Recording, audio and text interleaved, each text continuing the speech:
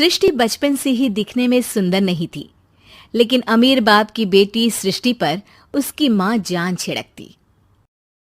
मेरी बेटी कितनी प्यारी है, भगवान सबको सृष्टि जैसी बेटी दे। सृष्टि धीरे धीरे बड़ी होती है। एक दिन सृष्टि की सहेली कहती है, तू दिखने में कितनी अजीब सी है, लेकिन मैं जानती हूँ हम सब में सबसे अच्छी शादी तो तेरी ही होगी। तेरे पापा अमीर जो है। और बता नहीं सकते यार, दहेज तो हर कोई देता है, ये क्या ज्यादा ले जाएगी अपने पति के लिए?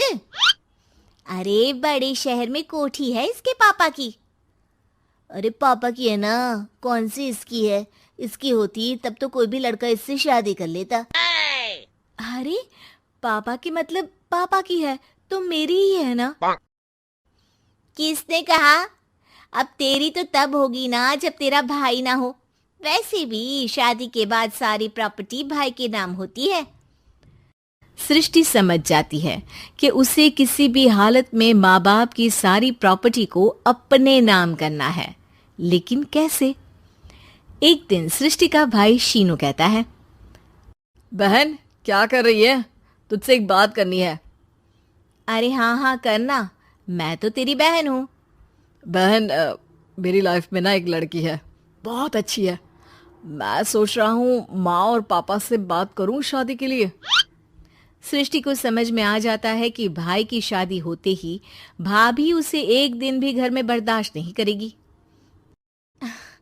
क्या बात है भाई, बताना कौन है वो?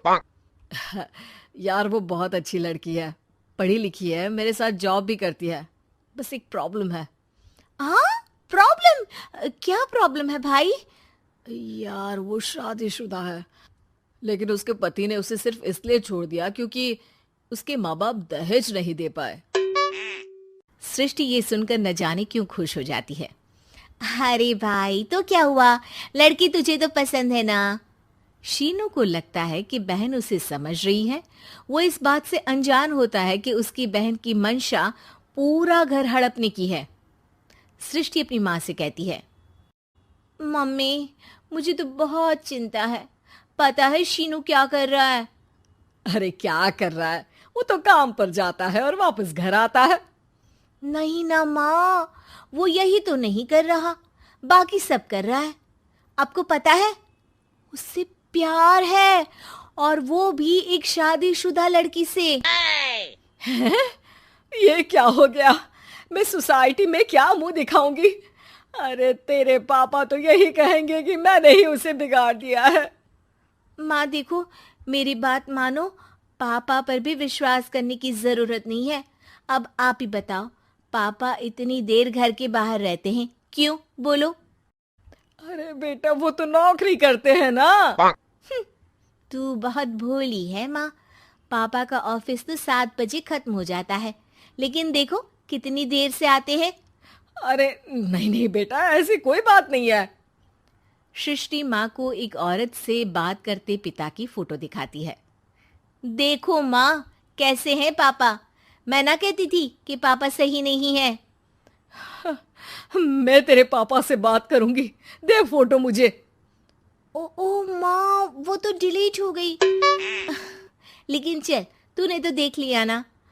पापा से बाद में बात कर लेना, और हाँ मेरा नाम बिल्कुल मत लेना। हाँ माँ। अब क्या था, सृष्टि के माँ और पिता के बीच झगड़ा होना शुरू हो जाता है। सृष्टि के मन में क्या चल रहा था कोई नहीं जानता था। एक दिन, माँ सृष्टि के लिए एक लड़का देखा है, वो लोग शाम को उसे देखने आने वाले हैं। और हाँ माँ, एक खुशखबरी, मैं और पापा मिलकर एक नया बिजनेस ट्राई कर रहे हैं। शाम को लड़का आता है, सांवले रंग का। सृष्टि को तो बिल्कुल भी पसंद नहीं आता।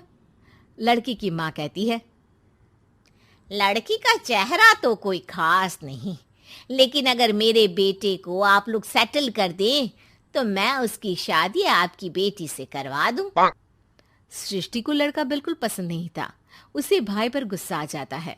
लड़के वालों के जाने के बाद कहती है, माँ देखा शीनू मेरे लिए कैसा लड़का लेकर आया, न दिखाने लायक न सुनने लायक, सेटल भी नहीं, वो भी हम करे। अरे माँ, मैं जानती हूँ ये मेरी शादी किसी भी घर में क्यों करवाना चाहता है। अरे कैसी बात कर रही है बहन, तूने तो देखा ना, लड़के को मैंने ही मना कर दिया तुझसे शादी के लिए। जिसने लड़का बताया था उसने उसकी बहुत तारीफ की थी। बात आई गई हो जाती है, लेकिन सृष्टि का मन शांत नहीं होता। क्या करूं, कुछ समझ में नहीं आ रहा।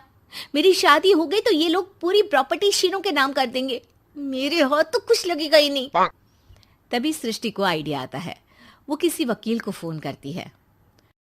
जी देखिए, अगर आपके मम्मी पापा का तलाक हो जाता है तो आपके पिता की आधी प्रॉपर्टी आपकी माँ के नाम हो जाएगी, फिर उसे वो किसी को भी दे सकती है।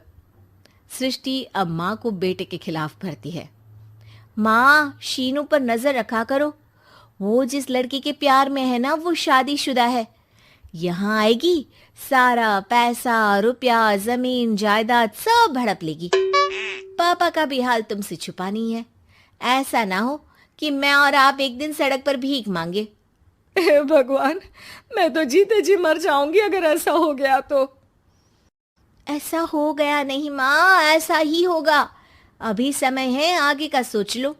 मैं तो कहती हूँ पापा से आधी प्रॉपर्टी लेकर अलग हो जाओ। पापा की आधी प्रॉपर्टी भी हम लोगों को अगर मिल जाती है ना, तो अगले 7 जन्म सफल समझो।